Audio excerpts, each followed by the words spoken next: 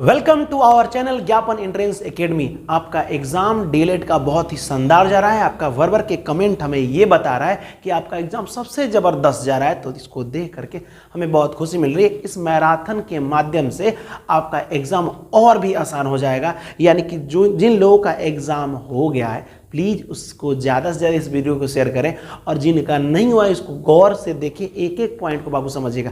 आपको सरकारी कॉलेज हासिल करना है ना, आप बताइए कि आपके जो पापा जी हैं, आपके जो डैड हैं, जो भी हैं, ठीक है, आपके पास उतना क्या पैसा है जिससे कि आप अफोर्ड कर पाए बहुत सारा पैसा लगा करके और कोई अच्छा सा कोर्स कर सके। हम लोगों के पास उतना पैसा नहीं होता, हम लोग बिहारी होते हैं, फैमिली से ऑलरेडी कमज़ोर होते हैं, ठीक है। तो हम लोग को अपने मेहनत के बल पर, हम लोग ये नहीं समझे कि माँ बाप को प्रेशर दे, ठीक है, कि पैसा दो, ये दो, वो कहाँ से देंगे। अगर मान लीजिए कि किसी प्रकार का साइड इनकम जॉब वगैरह अच्छा नहीं हो, ठीक है, अगर खेती गृहस्थी करने वाले हो, किसान फैमिली से अगर आप बिलोंग करते हैं, तो फिर वो नहीं हो पाएगा। तो हम लोग को भी कुछ कोऑपरेट करना है अपने फैमिली को, ठीक है, क्योंकि उतना तो हम लोग समझदार जरूर हो जाते हैं। मतलब अभी एग्जाम दे रहे हैं तो आप लोग जरूर समझदार हो गए होंगे, ठीक है, कि हर एक स्टेप पर मतलब कोऑपरेट करना है।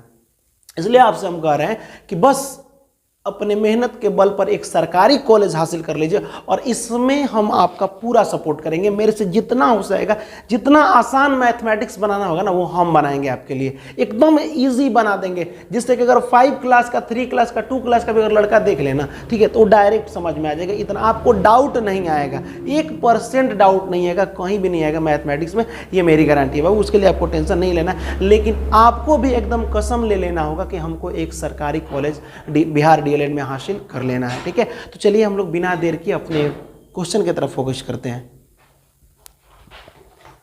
यहाँ पहला क्वेश्चन है, निम्नलिखित में कौन से भिन्न का दशमलव प्रसार शांत है। शांत की बात किया है, किसका बात किया है, शांत की। शांत का मतलब क्या होता है, आपको बताए थे कि कोई भी बट्टा में नंबर होता है, और जब इसको कटाइएगा, क्या कीजिएगा, इसको कटाइएगा। जैसे 2 से कटाइएगा तो 2 से नीचे जो होता है उससे भाग किया जाता है। कटाने के बाद से ये रुक जाए, जैसे 2 दूना 4, 1 बचा, ठीक, पॉइंट बैठेगा तो 0, 2 पचे 10, ऐसे हुआ ना। आप बताइए कि ये रुक गया कि नहीं समझे, माने यहीं पे 2.5 आके रुक गया, लेकिन वही 10/3 को कटा करके देखिए तो जब आप 3 से भाग देंगे तो 3 3 9, 1 बचेगा, पॉइंट बैठेगा 0, 3 3 9, फिर 1 बैठेगा 0, 3 3 9। ये कहाँ रुक रहा है, 1 आएगा 0 आएगा, ये रुकिए नहीं रहा है, इसमें तो बेचैनी है ना जी। कहाँ रुक रहा है, देखो तो 3 3 9, बार बार वही चीज़ें बार बार रिपीट हो रही है, तो रुकिए नहीं रहा है। तो जो नहीं रुक रहा है तो ये भाई शांत नहीं है, ये शांत हो गया चुपचाप, इसको कट गया पूरा, शांत हो गया। तो इसे कहते हैं अशांत, और इसे कहते हैं हम लोग शांत। समझ में आया, ये देखिए। तो वही कह रहा है कि भाई इसको कटाया जाए और चेक किया जाए कि कौन शांत है। तो क्या आप सबको कटाने जाइएगा इस तरह, नहीं बाबू, ये काम आपको नहीं करना है, ये काम आपको नहीं करना है। आपको करना क्या है, शांत का एक रूल होता है कि नीचे वाला बट्टा में जो नीचे वाला, जिसको हर बोलते हैं या फिर डिनोमिनेटर बोलते हैं, क्या बोलते हैं, डिनोमिनेटर या हर, नीचे वाला को तोड़िएगा, नीचे वाला का कीजिए, तोड़िएगा। अगर तोड़ते समय, समझिए मैं क्या कर रहा हूँ, तोड़ते समय आपका या तो 2 बच गया, नहीं तो 5 बच गया, या फिर दोनों बच गया, ठीक है, तो समझिएगा कि कोई दूसरा नंबर नीचे नहीं आना चाहिए। नीचे देखो, शांत हक देता है कि ठीक है, एक काम करते हैं, हम उतना भाग हमको मत दो, लेकिन एगो तुमको तरीका बता देते हैं, अगर उस टाइप का तुम नीचे ला दिया तो समझो कि हम शांत हो गए। बोला कि क्या बात है भाई, क्या कीजिएगा, अगर तुम नीचे सिर्फ 2 और 5 लीजिए, दूसरा कोई नंबर नहीं, सिर्फ 2 और 5, अगर 2 आए तो वो ठीक है, 5 आए तब ठीक है, दोनों आए तभी भी ठीक है। बोले कोई बात नहीं, देखते हैं। तो कुछ अनुमान लगाया जाता है कि किस पर आ सकता है, ठीक है। हमको जहां तक लग रहा है, अगर 85 को तोड़ेंगे तो आएगा 5, हम नहीं कह रहे कि नहीं आएगा, लेकिन और भी कोई नंबर आ जाएगा। और हमेशा नीचे वाला को तोड़ेगा, 2 से नहीं कटेगा, 3 से भी नहीं कटेगा यार, ये तो 3 से भी नहीं कटेगा, 5 से डायरेक्ट कटाओ तो हो जाएगा 5 से कम 5, 3 बचा, 5 7 35। आप बताइए कि जब हम 85 को तोड़े तो 5 और 17 यहाँ लिखना पड़ेगा, जबकि 17 नहीं रहना चाहिए, 5 या 2 रहना चाहिए। मेरे हिसाब से अनुमान से समझिएगा, 16 को तोड़िएगा ना, 16 को, तो सिर्फ 2 आएगा। 160 लिखा है, लेकिन हम सिर्फ 16 को तोड़ रहे हैं। यहाँ पे हो जाएगा कितना, 2 से हो जाएगा 8, अगर 160 भी लिख दे तो यहाँ 80 हो जाएगा, 2 से हो जाएगा 40, 2 से हो जाएगा 20, 2 से हो जाएगा 10, और 2 से हो जाएगा 5, और 5 से हो जाएगा 1। तो सिर्फ 2 आया, 1 2 3 4 5, 2 का बार आया 5 बार, और क्या आया, 1 5 आया। तो तो 2 और 5 जिसके नीचे आ जाए वो शांत हो जाता है। तो मेरे हिसाब से तो यही नंबर है, आपके हिसाब से भी यही होगा, अगर आपको समझ में आया होगा तो यहाँ। ठीक है, चलिए अगला क्वेश्चन को देखते हैं। कह रहा है, ध्यान से समझिएगा, यदि युग्मन समीकरण निकाय का अनगिनत हल हो। आपको बताए थे कि युग्मन माने 2 गो क्वेश्चन दिया रहेगा ऐसे, 2x + 3y = 4, 4x + 6y = 8, ऐसे क्वेश्चन हो गया। कह रहा है कि अनगिनत हल हो, मतलब 2 गो समीकरण है, 2 गो युग्म है, युग्म माने 2 गो जोड़ा में क्वेश्चन है, समीकरण क्या है, युग्म है, जोड़ा में, इसका अनगिनत हल हो। वैसे इसको देख के आपको पता चल रहा है कि अनगिनत है कि नहीं। बोलिएगा सर ये कैसे पता चले कि अनगिनत है, बता रहे हैं। अगर इसका नंबर का बट्टा करो, ऐसे बट्टा लगा दो, चाहे अलग लिख दे, 2/4, इसको बट्टा लगा दो 3/6, इसको बट्टा लगा दो 4/8, कटाओ तो 2 दूना 4, 3 दूना 6, 4 दूना 8, 1/2 आया, 1/2 आया और 1/2 आया, ऊपर कुछ नहीं तो 1 है। अगर ये बराबर आता है, समझिएगा 2 गो समीकरण दिया है, एक क्वेश्चन ये, एक क्वेश्चन ये, अगर ये वाला के बट्टा में, यानी कि देखो पहला वाला को A कहते हैं, दूसरा वाला को B और तीसरा वाला को C, इसको भी वही कहते हैं A B C। अब हम आपसे पूछें अगर कि B बराबर क्या है, तो कहेगा सर B बराबर पता है हमको 3 है, और कोई लड़का क्या बोलेगा B बराबर 6 है, ऐसा बोलेगा ना, इसमें 6 है।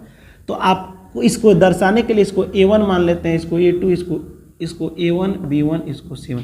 ये 1 नंबर पे है ना, 1 नंबर समीकरण को A1 है, 2 नंबर समीकरण को 2 मान लिए। अब तो आप आराम से पहचान सकते हैं 2। अब होता क्या है कि अनगिनत हल जैसे ही बोलेगा, क्या बोलेगा, अनगिनत हल, तो कहता रूल है कि A1/A2 माने इसका ये वाला और ये वाला बट्टा बराबर होना चाहिए B1/B2 का, इसका बट्टा। तो हम जब किए हैं ऐसा तो सब बराबर आया कि नहीं, A1/A2, B1/B2 और C1/C2, अगर सब बराबर हो तो अनगिनत हल होता है, अनगिनत। अब कहेगा सर अनगिनत हल होता है तो और भी कुछ होता होगा, तो इसे आश्रित भी कहते हैं। क्या कहते हैं, इसे आश्रित, इसे संगत भी कहते हैं। क्या कहते हैं, संगत भी कहते हैं। संगत माने संगे संगे, साथ में, सब एक ही जैसा है ना। आश्रित माने एक ही जैसा, आश्रित है सब एक दूसरे पर। आश्रित का मतलब, हाँ क्यों ये आश्रित नाम पड़ा मैं बता रहा हूँ। जब आप इस समीकरण को बनाइएगा, ग्राफ खींचते हैं ना ऐसे, तो जब इस समीकरण को बनाइएगा तो इस तरह से कहीं एक पॉइंट मिलेगा, ऐसे कहीं एक लाइन खींचा जाएगा, समझ में। और जब दूसरे समीकरण को बनाएगा तो इसी पर खींचा जाएगा, इसी लाइन पर एक और, तो एक दूसरे पर आश्रित हो गया कि नहीं, समझ में। तो जब भी बराबर होगा, समझिएगा, तो एक दूसरे पर खींचा जाता है, जिसे हम लोग आश्रित कहते हैं। क्या कहते हैं, आश्रित। तो ये भी आप समझ जाएंगे कि अगर इस टाइप का होगा तो समझिएगा, वो पूछ देगा कि अगर A1/A2, B1/B2, C1/C2 बराबर हो तो इसका ग्राफ कैसा होगा। ओ सर तो बताएं कि अगर ये बराबर हो तो एक के ऊपर एक लाइन होगा, एगो समीकरण एगो लाइन देगा, दूसरा भी वही देगा, लेकिन दोनों एक के पर रहेगा। ठीक है, इसे क्या कहते हैं हम लोग, आश्रित भी कहते हैं। संग है कि नहीं, तो संग है तो संगत है, ठीक है, और आश्रित भी है, तो ये चीज़ आपको होता है। तो यहाँ पे ऑप्शन में देख लीजिए कि अगर ये अनगिनत हल हो, हल भी अनगिनत। अब हल अनगिनत क्यों, ये भी बता दें। देखिए रूल होता है कि ये समीकरण एक लाइन दे रहा है, ये भी समीकरण से एक लाइन बन रहा है, ये लाइन जितना बार कटेगा, यानी जितना बार एक दूसरे में सटेगा उतना हल होता है। तो जब ये लाइन उठ करके इस पर जाके इसके ऊपर में बैठ गया है तो ये कितना बार सटा है, तो सर ये तो शुरू से ही सटा है, ये तो कभी हटा ही नहीं, तो शुरू से ही सटा है, करोड़ों जगह सटा है, तो इसका करोड़ों हल होगा।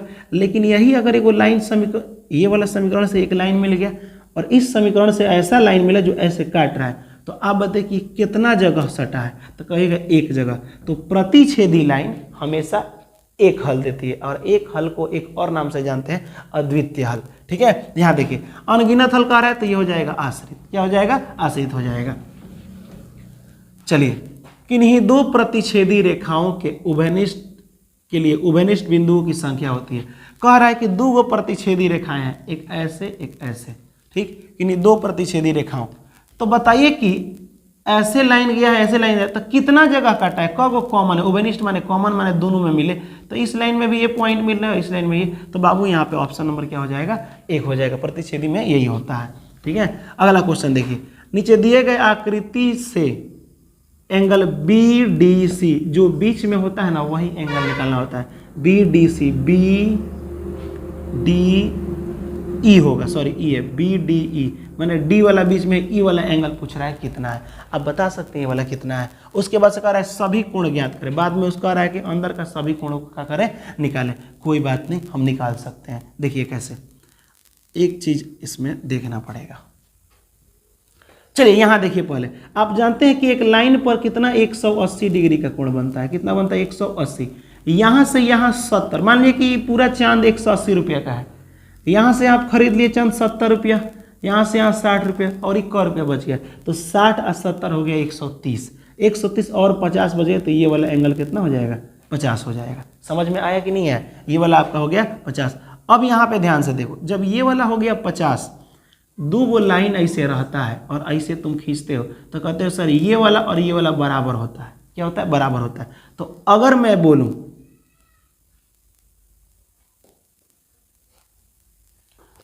बोलूं, कि ये वाला बाबू ये वाला बराबर है, तो इस हिसाब से अगर देखें तो ये दो लाइन बराबर है।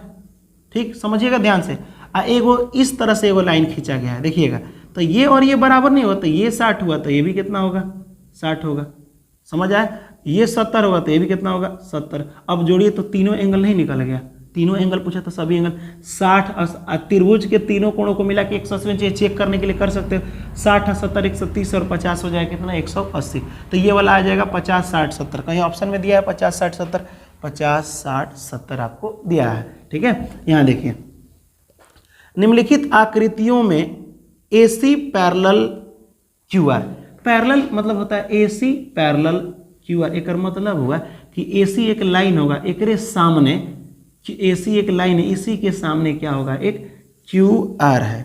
QR भी एक लाइन है, QR। तो इस लाइन को कहते हैं पैरेलल। समानांतर नहीं है, बीच का अंतर क्या है? समान है, चौड़ाई बराबर है, तो इसीलिए हम लोग क्या कहेंगे? ये पैरेलल है। तो क्वेश्चन यहाँ पे कह रहा है कि ये वाला AC और ये वाला QR, नीचे वाला दिया है ना, ये AC और ये QR आपस में समांतर है। आगे क्वेश्चन कह रहा है तो y का मान निकालना है, मतलब ये वाला निकालना है। ओहो, आप एक बात बताइए, ई वाला 120 दिया है।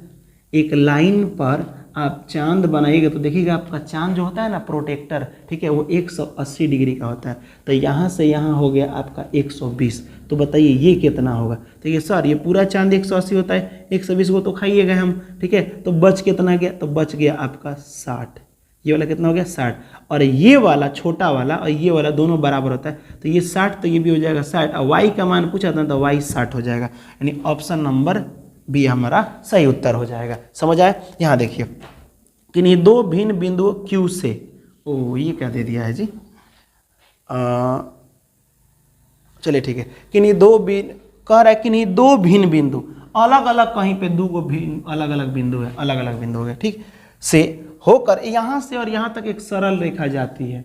कह रहा है कि दो अलग अलग बिंदुओं से एक रेखा ऐसे जाके मिलती है, रेखाएं खींची जा सकती है। पूछ रहा है कितना रेखा खींची जा सकते हैं? अरे तो दो गो बिंदु रहेगा तो ऐसे एक ही को नहीं रेखा खींचाएगा कि ऐसे जाके खींचोगे, ऐसे ऐसे, ऐसा तो नहीं ना होगा। एक ही दो भिन्न बिंदुओं से एक रेखा खींचाएगा। लेकिन अगर ये कह दे कि एक बिंदु से कितनी रेखाएं गुजरेगी, तो भाई ढेरे रेखा गुजरेगा, अनगिनत। लेकिन लड़का दिमाग लगाता है कि सर एगो से जब अनगिनत गुजरेगा तो दूगो से भी तो अनगिनत गुजरेगा, अनगिनत का डबल। अरे नहीं, दूगो से सीधा एगो डायरेक्शन मिलता है कि यहीं तक खींचाएगा, तो ये वाला हो जाएगा दूगो से सिर्फ एक मिलता है। तो ये वाला आपको समझ में आया होगा, बहुत ही शानदार ऑब्जेक्टिव है। तो बिना देर के अगला क्वेश्चन देखते हैं। इस टाइप का क्वेश्चन हर बार एग्जाम में पूछ रहा है। अब देखिएगा जो जो एग्जाम देकर क्या है, बोल रहे परसेंटेज का सर ऐसा ऐसा क्वेश्चन था, जैसे आप जो भी बताए थे कि 10% बढ़ा दे फिर 10% घटा दे, तो हम लोग तो समझ रहे थे कि सर कोई रुपया है इसमें 10% बढ़ाएंगे या 10% घटाएंगे तो फिर उतने बचेगा। लेकिन आपका लॉजिक काम आ गया। क्या करें, किसी वस्तु का मूल्य पहले 30% बढ़ा दिया गया है। मान लीजिए कि आप कोई सामान, कोई दुकानदार हैं, आप सामान खरीद के लाए और लाए तो उस पर 30% बढ़ा दिए। कितना बढ़ा दिए? 30%। तो सुनिए ध्यान से, जब ये पैसा बढ़ता है, क्या होता है? बढ़ता है। सबसे पहले कोई भी सामान का दाम हमेशा 100% होता है। अब मुझे सर नहीं समझ में आया क्या बोले। जैसे मान लीजिए आपके पास सामान है, तो जब इस सामान तोड़ के दो आदमी को देते हैं तो आप क्या कहते हैं कि हम अपने सामान को 50-50 कर दिए। आप कहते हैं ना कि हम 50-50 बांट दे रहे, माने आधा आधा। तो 50-50 का मतलब आधा आधा, माने ये सामान अगर पूरा रहता तो 50 ये और 50 ये पूरा 100% रहता है। समझ में? कोई भी सामान अपने आप में 100% रहता है, तभी तो बांटते हो तो कहते हो 50-50 कर दिए। यहाँ देखो, अब कह रहे हैं कि जो भी आप सामान लाए 100% में लाए, इस 100% में जब आप इस किसी को बेच रहे हैं तो इस पर 30% बढ़ा दिए। तो 100 में 30 बढ़ेगा तभी हो जाएगा 130। समझ में आया? फिर उसके बाद से 10% का दो क्रमिक बाटा, बाटा माने होता है छूट, 10-10% का छूट देते हैं। समझ में आया? तो आप देखिए सामान का दाम 100%, जैसे बोलेगा बढ़ा के देते हैं तो ऊपर, और जैसे बोलेगा छूट तक घटा के, तो 100% सामान का दाम है, छूट दिए हैं 10% का, तो कितना आ गया? 90 पर नहीं आ जाएगा। यानी कि 100 रुपये का था, अब 90 रुपये में बेचेंगे। समझ में आया? तो यही बात है, कोई सब वस्तु मान लीजिए कितना का है? 100 रुपये का है। कितना का है? 100 रुपये का। 30% पहले आपने दाम बढ़ाया तो ये हो गया 130%। फिर उस पर 10-10% का 2 छूट था। एक बार 10% छूट दिए तो 90% हुआ। एक बार फिर 10% कम किए 100 में से तो कितना हो गया? 90% हुआ। अब इसका आंसर आ जाएगा कितना परसेंट? तो परसेंटेज हटाने के बाद क्या आता है? 100। इसको भी हटाने के बाद क्या आता है? 100। इसको भी हटाने के बाद क्या आता है? 100। 100 से 100 खत्म, 1 2 3 0 से 1 2 3 0 खत्म, बचा 13 गुणे 9 गुणे 9 बट्टा में 10। अब यहाँ मल्टीप्लाई कर दे, 9 9 81, 81 में 13, 81 13 गुणे 81 या बट्टा में है 10। ये गुणा कर लीजिए 81 में 13 से, 13 एकम 13 के 3 हाथ में 1, 13 बटे 104 और ये कितना होता है? 105 होता है। ठीक, यानी कि ये हो गया 105, 3 यहाँ पे हो जाएगा बट्टा में 10। 1 0 हटाइए, 1 अंक के बाद 10 बटे तो हो जाएगा 10 5 पॉइंट इतना। सामान का दाम शुरू में 100 रुपया था, अब जब आप बेच रहे थे 105 रुपया 30 पैसा मान लिया जाता है, 30 पैसा में बेचे तो क रुपये बढ़ा है, तो कहिएगा सर 100 रुपये का खरीदे थे, लगभग 5.3 बढ़ा है, तो 5.3 का फायदा हुआ परसेंटेज, तो 5.3 आपका ऑप्शन नंबर सी हो जाएगा। सिंपल, इसमें कुछ है ही नहीं, इसमें तो जाने नहीं है क्वेश्चन में। ठीक है, अगला क्वेश्चन कह रहा है कि प्रत्येक धनात्मक सम पूर्णांक, इनमें से तो सब आंसर पकड़ सकते हैं आप। कह रहा है कि सब धनात्मक माने प्लस वाला सम पूर्णांक लेना है। समझिएगा, सम माने होता है ऐसी संख्या जिसका जोड़ा लगे, यानी कि 2 4 6 या फिर जो 2 के पहाड़ा में आ जाए उसे सम संख्या कहते हैं। ठीक है, या फिर जिसका जोड़ा लग जाए, 100 सम 2 से लिखा गया, जोड़ा लग रहा है ना, तो इसकी सभी संख्याओं का जोड़ा लग रहा है। तो कह रहा है कि कोई सम पूर्णांक है, कोई भी पूर्णांक है जो सम संख्या में है। ठीक, निम्नलिखित में से कौन सा सत्य है जबकि q एक पूर्णांक है। समझिए, जहां जहां q होगा ना वहां कोई भी अंक आप भर सकते हैं। q एक क्या है? पूर्णांक है। यहाँ भी q है, यहाँ भी q है, यहाँ भी कोई भी अंक भरिए, लेकिन भरने के बाद आपका आंसर किस पर, 3 गो ऑप्शन दिया है, इसमें से किस पर सिर्फ सम संख्या आएगा। तो मैं डायरेक्ट बता रहा हूँ कि 2q q का मान कुछ भरिए, हमेशा वो सम आएगा। 1 भरिएगा अगर तो 2 एकम 2 समय आया, अगर 2 भरिएगा तो 2 दूना 4 आएगा, अगर 3 भरिएगा तो 3 दूना 6 आएगा। हमेशा सम आ रहा है ना, तो 2q पर हमेशा सम आएगा, लेकिन इस पर हमेशा नहीं आएगा। किसी पर आएगा, किसी पर नहीं आएगा, लेकिन इस पर हमेशा आएगा। तो आपको हमेशा की बात ये किया गया है। चलिए, प्रथम 20 विषम पूर्णांक दिया है। विषम पूर्णांक का योग होगा, यानी आप समझ रहे हैं क्वेश्चन कह रहा है कि प्रथम माने शुरू से विषम संख्या 20 को लिखिए, जैसे 1 3 5 ऐसे करके टोटल का होना चाहिए, 1 2 3 करके 20 को होना चाहिए। अब 20 को जोड़िए कि कितना आंसर है, क्योंकि बाप रे बाप उतना कैसे जोड़ेंगे सर। तो सुनिए, हम ट्रिक बता रहे हैं। जैसे 1 हो गया, 3 हो गया, 5 हो गया, 7 हो गया, ये सब विषम है ना। इसको जोड़िएगा तो क्या होगा? छोटा रहेगा 7 तक, जैसे 4 को बोलता तो लिख देते आराम से 4 को विषम संख्या, आ जोड़ देते। कैसे जोड़ते? तो ये जोड़ देते आप, 4 3 और 1 4 हो जाएगा, 4 और 5 9 और 9 और 7 16 लिख दीजिएगा, आराम से लिख दीजिएगा। लेकिन हम ट्रिक बताएं आपको, कुछ मत कीजिएगा, गिन लीजिएगा कब है, 1 2 3 4। अब विषम बोलेगा तो फिर 4 से गुणा कीजिएगा, 4 विषम बोलेगा तो 4 चौका कितना आ गया? 16। समझ में आया कि नहीं आया? जितना संख्या होगा उतना ही से गुणा, कब? जब विषम बोलेगा। समझ में? सम का भी बता दे रहे हैं, टेंशन मत लीजिए। सम यहाँ देखिए, अब बोले कि विषम संख्या 6 को लिखिए, तो अब आपको 6 को लिखने की जरूरत है। 1 2 3 4 को लिखे थे, वैसे ही 6 को है, तो जितना कहेगा उतना ही से गुणा कर दीजिएगा। 6 का 36। तो यहाँ पे क्या बोला है देखिए, तो यहाँ पे देखिए, यहाँ पे क्वेश्चन बोला है कि 20 को विषम संख्या लेना है। कब विषम संख्या? 20 को। तो 20 को अब 20 से गुणा कर दे, 20 20 कितना हो जाएगा? 400। ऑप्शन नंबर आपका बी हो जाएगा। अगर बोल दे सम संख्या, जैसे कि 2 4 6, तीनों को जोड़ के बताइए कितना होगा। तो आप तो जोड़ने जाइएगा किससे?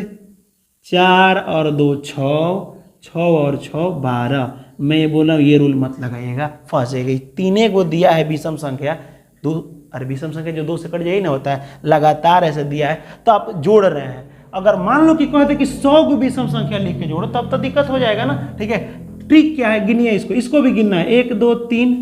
और जब सम बोलेगा तो एगो अंकवा बढ़ा के लिखिएगा, गुणा कर दीजिएगा। तो 4 3 12 नहीं हो गया, ये भी 12 आ गया, ये भी 12 आया। तो सुनिए विषम में क्या करना है, विषम में उसी संख्या का गुणा करना है, उसी संख्या का गुणा विषम में, असम में बढ़ाकर गुणा, एक बढ़ाकर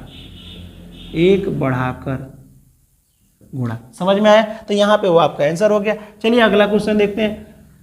एक बार ये क्वेश्चन हम ऑलरेडी आपको बता चुके हैं, लेकिन उसमें लंबा विधि से मेथड से बनाया, लेकिन जब हम सोचे तो हमको लग रहा है कि 10 सेकंड नहीं लगा, ऐसे बन गया था ये। ठीक है, यहाँ देखिए एक क्वेश्चन को कई तरीका से हम आपको बना के समझा। 3/4 दे दिया है, अब कह रहा है कि 4 sin theta minus cos theta और बट्टा 4 sin थीटा माइनस यहाँ पे नहीं होगा, यहाँ पे प्लस होगा, प्लस कॉस थीटा। ऐसे क्वेश्चन दे दिया, कह रहा है कि इसका मान निकाले। कुछ मत कीजिए, टेन थीटा बराबर होता है साइन थीटा बट्टा कॉस थीटा, इतना तो जानते हैं। साइन थीटा का मान 3 भर दीजिए, कॉस थीटा का मान 4 भर दीजिए। तो साइन जहाँ होगा वहाँ 3 भरिए, तो यहाँ लिख देते हैं गुणा 3। कॉस जहाँ होगा वहाँ 4 लिख देते हैं। साइन जहाँ होगा वहाँ 3 लिख देते हैं, गुणा में रहेगा। कॉस जहाँ होगा वहाँ पे 4 लिख देते हैं। 4 3 12, 12 में से 4 जाएगा तो कितना हो जाएगा 8। 4 3 12 में 4 जोड़ दोगे तो 16, 8 दूना 16, 1/2 आपका आंसर हो गया। 8 का मान 8 दूना 16, 1/2 बोले तो ए नंबर ऑप्शन। सिंपल है कि नहीं आप बताइए, बहुत आसान है। मैथमेटिक्स ना, मैं बता रहा हूँ ना कि मैथमेटिक्स से आपको मोहब्बत हो जाएगा, ये मेरी गारंटी है।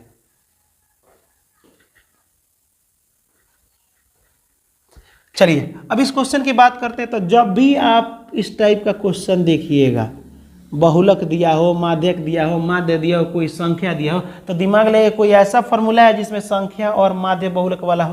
तो आपको बताए थे कल वाले वीडियो में, रोज बताते हैं ताकि याद हो जाए, रिवीजन हो जाए। बहुलक बराबर क्या बताए थे, 3 माध्यक माइनस 2 माध्य। अब कहेगा सर अब भुला जाएंगे क्योंकि एग्जाम नहीं, मत भुलाइएगा। इसका आधा हटाइएगा तो ये 3 गो से लिखा जाएगा ना, आधा हटाइएगा तो इसका भी आधा, आधा से आधा खत्म हो जाएगा तो ये 3 गो से लिखा है, ये 2 गो से, तो 3 गो से ये लिखाएगा तो ये आगे 3 लिखे हैं, ये 2 गो से लिखा है तो आगे 2 लिखे हैं। अब इसी में आपको भर देना है। चलिए ये तो हो गया आपका फॉर्मूला, लेकिन क्वेश्चन क्या दिया है, जो क्वेश्चन दिया है पहले उसको बना लें। बहुलक माइनस माध्यक बराबर 12। यहाँ से बहुलक का फॉर्मूला निकालें, माइनस में आने जाएगा तो प्लस में। बहुलक बराबर 12 प्लस माध्यक हो गया। यहाँ देखिए अब जहाँ बहुलक होगा वहाँ ही भर दीजिएगा, तो यहाँ फॉर्मूला में भरिए। बहुलक का मान 12 प्लस 12 है कि 2 है, 12 है, बराबर यहाँ हो जाएगा 3 माध्यक माइनस 2 माध्यक। हम खाली बहुलक की जगह ये भर दिए हैं। ठीक, अब एक जात को एक जगह कीजिए। यहाँ देखिए ई है किस में, ध्यान से देखिएगा, ई प्लस में एन जाएगा तो माइनस में, तो 12 बराबर हो जाएगा 3 माध्यक माइनस 2 माध्यक और माइनस माध्यक। 12 बराबर 3 गो माध्यक में से 2 गो, एक गो माध्यक चला जाएगा तो बचेगा 2 गो माध्यक और माइनस में बचेगा 2 माध्यक। दोनों में 2 कॉमन ले लीजिए, तो 2 बाहर निकलेगा तो हो जाएगा माध्यक और माइनस में माध्यक। घटा दीजिए ये 2 6 बार में, यानी माध्यक माइनस माध्य बराबर 6। यही तो बोला था, माध्यक माइनस माध्य का मान निकालिए तो ऑप्शन नंबर आपका ये हो जाएगा ए, सिंपल। चलिए अगला क्वेश्चन को देखते हैं। अगला क्वेश्चन कह रहा है कि 2x² माइनस 5x प्लस 3 के मूलों का योग। मूल का मतलब बताए थे ना, इसमें x का मान, या फिर मूल का मतलब अल्फा बीटा। तो अल्फा बीटा मैंने अल्फा प्लस बीटा तथा मूलों का गुणनफल का अनुपात निकालना है। मूलों का योग और गुणनफल, गुणनफल माने अल्फा गुणे बीटा, अनुपात माने होता है बट्टा। तो दोनों का फॉर्मूला लिख के अनुपात लगा दिए। एक होता है minus B by A formula, इसका होता है सी बाई ए फॉर्मूला। ए से ए खत्म, माइनस बी बाई सी ना बचा जी, भावनाओं में थोड़ा बह गए थे। माइनस ये हो जाएगा -5, और सी का मान कितना दिया है, तो सी का मान 3 दिया है। माइनस माइनस प्लस 5/3 यानी 5:3 आपका आंसर हो जाएगा। 5:3 आपका ऑप्शन नंबर ए हो जाएगा। ये भी आप समझ गए होंगे। चलिए अगला क्वेश्चन को देखते हैं। अगला क्वेश्चन क्या कह रहा है, देखिए, उसे पहचाने जो 2 त्रिभुजों को सर्वांगसम मानदंड नहीं है। पहले तो जानिए सर्वांगसम क्या होता है। तो देखिए, जिसका अंग अंग सर्वांगसम, यानी कि जिसका अंग अंग समान हो उसे सर्वांगसम कहते हैं। जैसे कि कोई एक व्यक्ति दूसरे व्यक्ति के एकदम सेम टू सेम है, उसका लंबाई भी वैसे ही है, चौड़ाई भी वैसे ही है, ऊंचाई भी, सब एकदम हम शकल हो, तो हम शकल को यानी अंग अंग समान हो, उसे कहते हैं सर्वांग सम। एक होता है सर्वांग सम, कॉन्ग्रुएंट, सर्वांग सम। एक होता है सिमिलर माने समरूप, समरूप। दोनों में अंतर समझिएगा पहले, ठीक। सर्वांगसम का मतलब एकदम हम शकल, एकदम सेम टू सेम। भाई अब बोल दिए, जैसे हम बोले कि दो लड़का है और दोनों लड़का एकदम सर्वांगसम है, माने हर एक अंग समान है, तो आप कहिएगा सर ओकर हाथों बराबर है। अरे बाबू, जब हम बोल दिए कि हर एक अंग समान है तो सब कुछ बराबर है, तो उसे कहते हैं सर्वांगसम। लेकिन हम बोले कि वो लड़का समरूप है, इसका मतलब कि उसका चेहरा सिर्फ मिल रहा है, रूप सिर्फ मिल रहा है। रूप क्या है? समान है। जैसे कि मान लो ये हो गया और ये हो गया, तो ये क्या है? ये अंग अंग बराबर नहीं है, ये बड़ा है ये छोटा है, लेकिन इसका रूप तो समान है, ये भी गोल है ये भी गोल है, ठीक। तो इसे कहते हैं समरूप है। असमरूप का सिंबल ऐसे होता है, ठीक है। लेकिन अगर सेम टू सेम हम बना दें, ये भी उतना ही गोला, ये भी उतना ही बड़ा गोला, मान लीजिए बराबर गोला है, तो ये सर ये तो सेम टू सेम, रूप भी मिल रहा है, बराबर भी दिख रहा है, तो ये है आपका रूप मिला, ये दोनों बराबर है, यानी इस दोनों जब मिल जाता है तो इस सब सर्वांगसम का सिंबल हो जाता है, तो सर्वांगसम। अब बात आ रहा है कि सर मान लीजिए कि दो आदमी को एकदम सर्वांगसम बनाना है, तो इसमें का कुछ सबूत इसमें दिखाना पड़ेगा कि कौन कौन बराबर है। तो मात्र 3 सबूत दिखाया जाता है, बता रहे हैं कौन कौन। अगर तीनों का लाइन बराबर हो, भाई मान लो कि साइड साइड साइड, तो भी angle side angle, side angle side और RHS, ये 4 को देखिएगा तो ये सर्वांगसम का है। तो ये चारों ऑप्शन इसमें देख लीजिए। कह रहा है कि कौन नहीं है, ये वाला भी नहीं हो सकता है यहाँ पे देखिए, क्योंकि इसमें दिया है साइड एंगल साइड, आपका B नंबर ऑप्शन हो जाएगा, जो कि इसमें नहीं है। ये सर्वांगसम होने के लिए है और ये नहीं पूछा है, तो ये वाला हो जाएगा। चलिए अगला क्वेश्चन देखते हैं। अगला क्वेश्चन क्या कर रहे हैं? माध्यिका का फॉर्मूला है। आपको तो माध्य माध्यिका बहुलक तीनों को बताए थे। माध्य का होता है सिग्मा एफ, सिग्मा एफ लगा दीजिए, यहाँ x1 लगाना है तो लगा सकते हैं, ये माध्य का फॉर्मूला है। दोनों एक ही समान लिख के x लगा दीजिएगा। माध्यक का फॉर्मूला क्या है? माध्यक लिखो या फिर माध्यिका लिखो। इसका फॉर्मूला होता है L plus n/2 minus CF। ये ट्रिक बताएं हम कैसे याद करना है। कहिएगा सर हमको ये याद कैसे होगा? आप पिछला वीडियो जा करके देखिए, इसका ट्रिक हम बताए हैं, जिससे कि ये इतना ही दिख रहा है ना, झमझम खुली, ये सब याद नहीं करना पड़ेगा। ट्रिक देखिएगा, आप अपने से सब बोल दीजिएगा। बहुलक का फॉर्मूला होता है, बहुलक, बहुलक का कुछ मत कीजिए, बहुत बार जो दिख जाए तो L इधर भी रहेगा जैसे ये है, H इधर भी रहेगा, लेकिन बीच में कर्मकांड होगा। F1 minus F0, F1 minus F0, दोनों सेम टू सेम लिखे ना। इधर 2 लगाएंगे तो इधर लगा देना 2, क्या लगा देना? 2 लगा देना। ये हो जाएगा आपका बहुलक का फॉर्मूला। तो ये वाला देख लीजिए किसमें है, ये वाला ऑप्शन नंबर C दिया है। तो उम्मीद करते हैं कि ये पूरा का पूरा आपको वीडियो समझ में आया होगा। लगा हो शानदार ना, तो दबा के लाइक करो, ठीक है।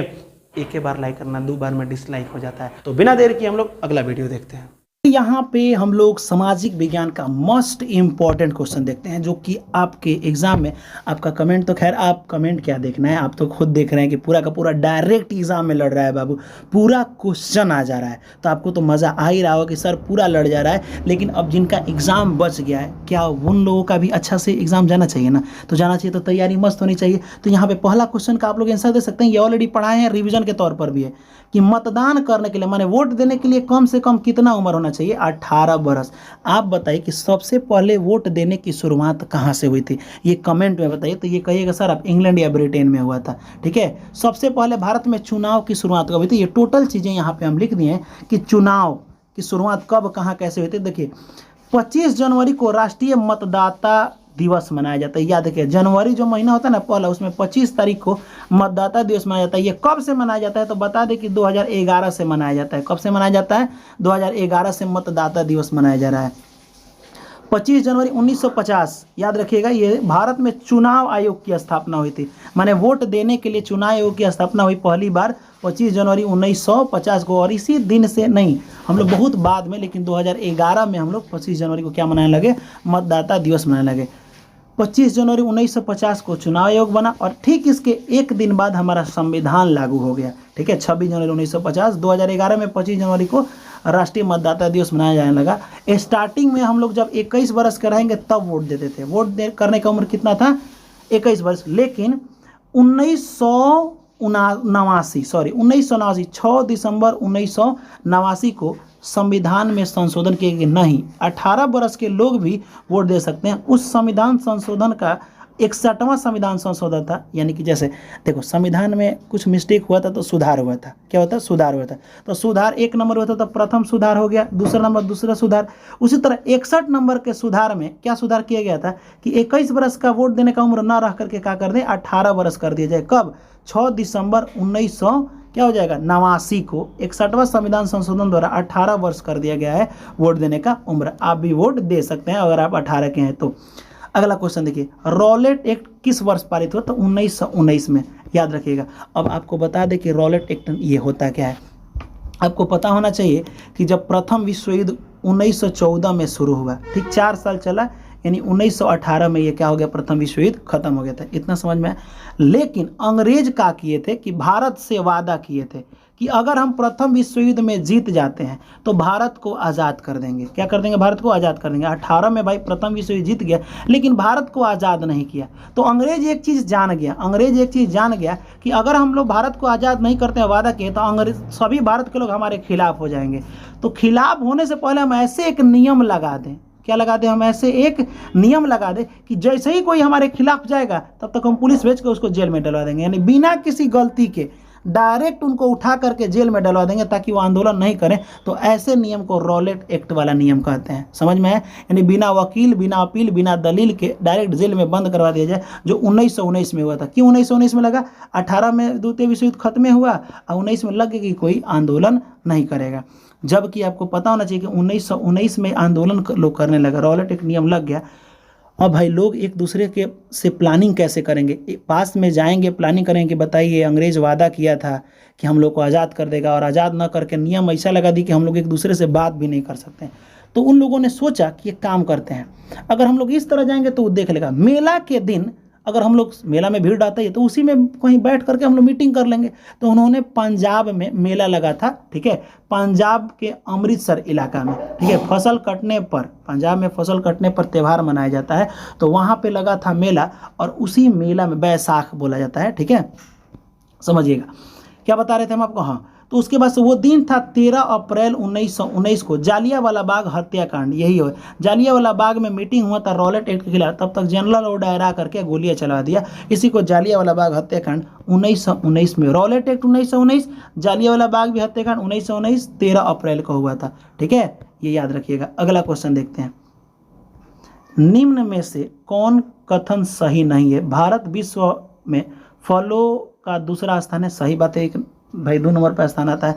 भारत विश्व में सब्जियों में सबसे बड़ा उत्पादक है। नहीं, भारत विश्व में सब्जी सबसे ज़्यादा उपजाता नहीं है। 1 नंबर में चाइना उपजाता है और 2 नंबर में भारत आता है, ठीक है। तो यही आपका क्वेश्चन, कौन सही नहीं है, कथन सही नहीं है, तो 2 नंबर सही नहीं है। अगला देखते हैं। अगला क्वेश्चन है, अगर बात करें कि भारत की स्थलीय सीमा, अब कहेगा ये सर समझ में नहीं है, माने कि अगर इंडिया का ऐसे मैप बना रहे हैं आप, मान लीजिए कि ऐसे जिस तरह भी आप मैप बना दिया इंडिया का, चलिए जो भी है यहाँ पे इंडिया का, तो कह रहा है कि स्थलीय, माने इधर तो आपको पता है कि ये सब पानी है, और इधर है जमीन, जमीन को स्थल कहते हैं। तो कह रहा है ये स्थलीय जो सीमा है, इसके भाई इससे कगो देश सटा हुआ है, यानी कि इस कितने देश छूता है भाई, ये क्वेश्चन कहा जा रहा है। तो मैं बता दूं कि इसको 7 देश छूता है। अब कहेगा सर ये 7 देश कौन कौन है बताइए, तो आइए नीचे आपको दिखा दे रहे हैं, आइए देखते हैं। पहला है श्रीलंका 1, उसके बाद से श्रीलंका का साइड में ये पाकिस्तान 2, अफगानिस्तान 3, नेपाल 4, भूटान 5। सब भारत में सटा हुआ है कि नहीं? सब जमीन से सटा हुआ है ये सर, ठीक है। उसके बाद से कौन हो जाएगा? ये 5 हो गया। म्यांमार 6, अब बांग्लादेश यहाँ पे है, बांग्लादेश, तो बांग्लादेश हो जाएगा आपका 7। तो 7 को, 1 मिनट रुक जाइए, सॉरी, बांग्लादेश किनारे आपका ये नहीं हो जाएगा, ये वाला होगा, चाइना सटा हुआ है, इसको हटाइए, चाइना। टोटल मिला के आपको 7 को कंट्री यहाँ पे सटा हुआ है, यहाँ पे देख भी सकते हैं। चलिए हाँ, एक और चीज़ यहाँ पे बता दें, लेकिन अगर यही क्वेश्चन पूछ दे कि भारत का तटीय सीमा माने पानी वाला इलाका से कगो राज्य सटा हुआ है, ठीक है, तो आप कहिएगा सर 9 गो राज्य, तटीय से कगो 9 गो, कौन कौन? गुजरात, महाराष्ट्र, साइड में है गोवा, कर्नाटक, केरल, तमिलनाडु, आंध्र प्रदेश, उड़ीसा, पश्चिम बंगाल, ठीक है। ये सब मिला के टोटल 9 गो राज्य है जो तटीय इलाका से सटा हुआ है। चलिए अगला क्वेश्चन देखते हैं। अगला क्वेश्चन बहुत ही प्यारा है, विश्व में कितना प्रतिशत जनसंख्या भारत में रहती है? अगर पूरे विश्व में खूब ज़्यादा लोग हैं, पूरा लोग भरे हुए हैं, इसमें अगर भारत की बात करें तो भारत में क परसेंट है? तो पूरे विश्व में अगर 100% लोगों को मान लिया जाए तो 17% लगभग कहाँ पे है? भारत में, लगभग 17.5% माना जाता है। ठीक है, इस समय तो भारत जनसंख्या में 1 नंबर पे हो गया है। भारतीय संविधान में सबसे पहले आपको पता होना चाहिए कि 26 जनवरी 1950 को संविधान लागू हुआ था। तो संविधान जब लागू हुआ तो उसमें 22 गो पार्ट है, भाग कब है? 22 गो। लेकिन अभी नियम बढ़ते बढ़ते इसका पार्ट हो गया है 25 गो। कब भाग हो गया है? 25 गो भाग हुआ है। तो कह रहा है कि कौन नंबर पार्ट नीति निर्देशक तत्व है, ठीक है, और कह रहा है नीति निर्देशक तत्व किस देश से लिया गया है?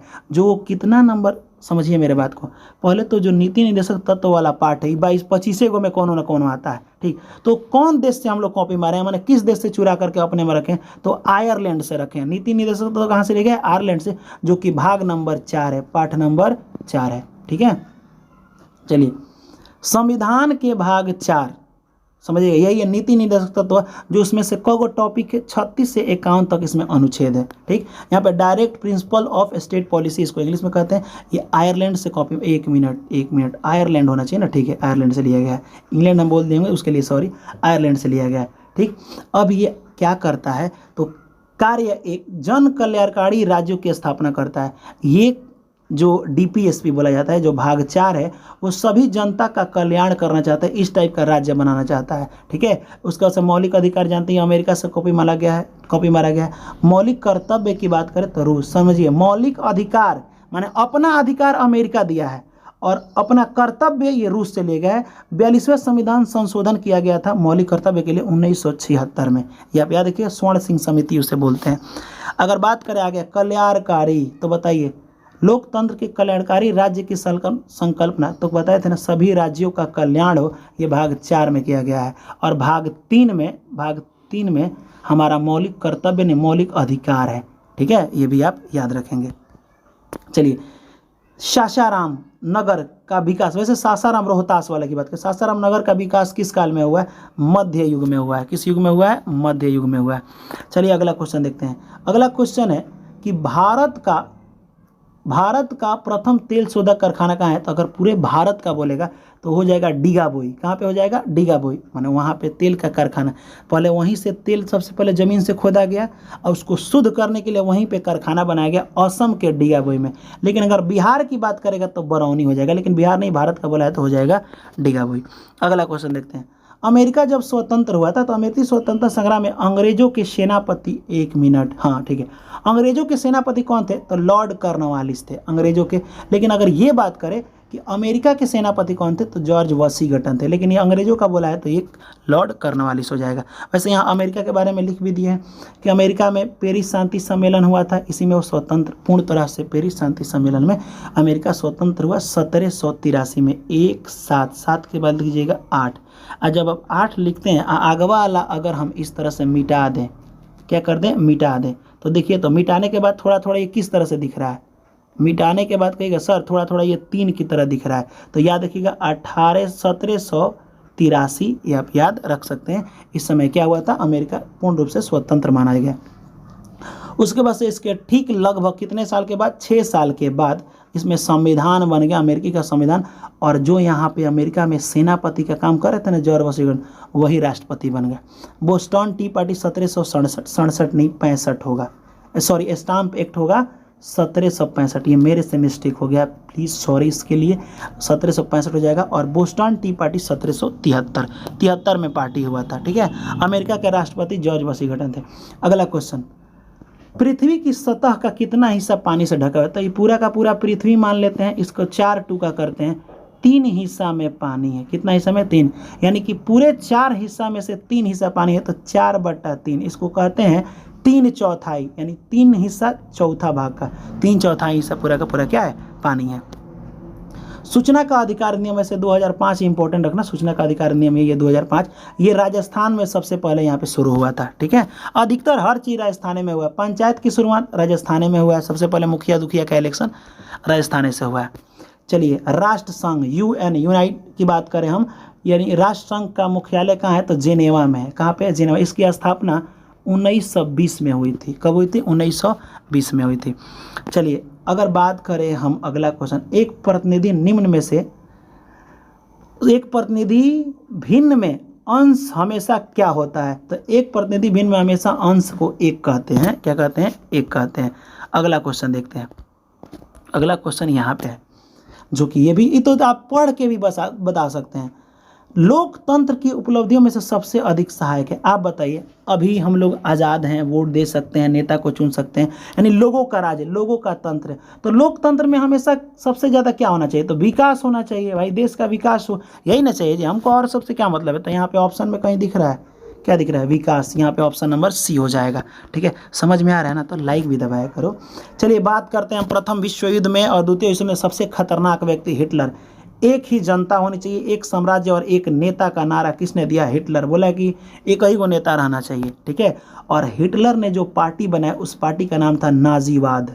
क्या नाम था? नाजी पार्टी बोला जाता है, नाजी पार्टी। ठीक है, और इस पार्टी का चिन्ह था, चुनाव चिन्ह था स्वास्तिक, ऐसे स्वास्तिक था। ठीक है, चलिए यहाँ अगला देखते हैं। किस संधि द्वारा जर्मन पर कठोर अपमानजनक शर्तें लगा दी गई? तो बाप रे बाप, पेरिस नहीं, वर्साय की संधि। 1919 में वर्साय की संधि हुई थी। इसमें नियम लग गया, क्योंकि जब प्रथम विश्व युद्ध हुआ था तो पूरे देश मिल करके जर्मनी को हरा दिए। अब बोले कि जितना युद्ध में खर्चा लगा है सब जर्मनी भरे, कई हजार करोड़ भरा है, जर्मनी भरेगा। और ये कभी भी अपनी सेना नहीं रख सकता है, बहुत सारा नहीं, 1 लाख से ज़्यादा सेना नहीं रख सकता है। तो ये सब नियम किस संधि में लगा? वर्साय की संधि, जिसके वजह से अगला विश्व युद्ध भी शुरू हो गया। बहुत दुखद ये चीज़ें। 1919 यहाँ लिख भी दिए हैं। 28 जून 1919 को वर्साय की संधि हुई। वर्साय की संधि जर्मनी पर जबरदस्ती थोपा गया था। एडोल्फ हिटलर एवं अन्य जर्मन लोग इसे अपमानजनक मानते थे और इस तरह की संधि, यह संधि द्वितीय विश्व युद्ध का कारण बने। फिर अगला युद्ध करा दिया। अगला क्वेश्चन, निम्नलिखित में से किसे विकसित होने में लगभग 1 साल लग जाता है? इनमें से कौन सा फसल जिसको होने में 1 साल लग जाता है? जब गन्ना यानी ईख की खेती करोगे तो 1 साल में ईख होता है। ठीक है, चलिए रेशा मार्ग की बात करें तो रेशा मार्ग की शुरुआत आरंभ कहाँ से हुई? चीन से हुई है। ऐसे अगर बात करें तो चीन से लेकर के यूरोप तक रेशा मार्ग की शुरुआत हुई है। चलिए, चीनी, सबसे ज़्यादा चीनी कहाँ होता है? तो आपको बता दें कि सबसे ज़्यादा चीनी उत्पादक राज्य उत्तर प्रदेश है। कहाँ पे? चीनी। देखिए उत्तर प्रदेश में चीनी होता है और चावल भी चावल तो बंगाल, पश्चिम बंगाल में होता है। ये क्या बोलते हैं? चीनी। और एक क्या होता है? गेहूँ। गेहूँ भी सबसे ज़्यादा कहाँ होता है? गेहूँ, गन्ना, ये सब होता है आपका कहाँ पे? उत्तर प्रदेश में। तो उम्मीद करते हैं कि पूरा का पूरा आपको वीडियो समझ में आया होगा। तो फिर मिलेंगे हम लोग अगले वीडियो में, अगले मैराथन के साथ। तब तक के लिए जय हिंद और खुदा हाफिज़।